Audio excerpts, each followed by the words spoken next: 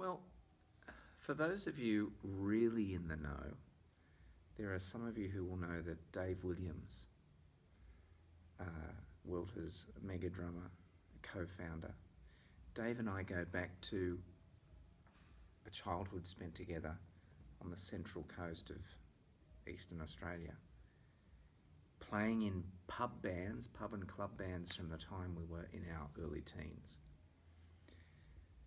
Dave and I recorded Hey Mona together, among many other tunes. Dave and I have a rich musical history. When I moved to England in the early 90s, Dave and Elliott got together, Welter was formed, Satellite Generation was ultimately recorded.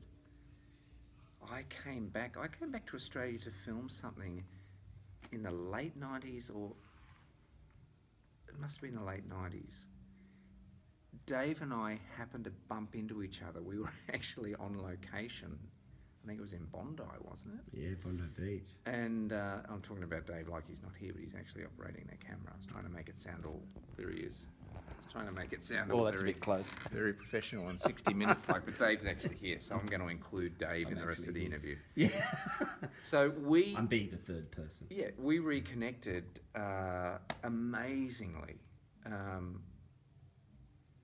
at Bondi. I was only back in the country for a few days. Satellite Generation had been recorded, the album.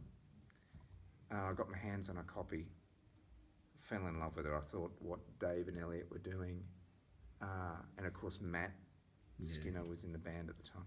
I just thought it was the most amazing record, as did a lot of other people, it turns out. It was really popular, dare I say it, in the indie scene.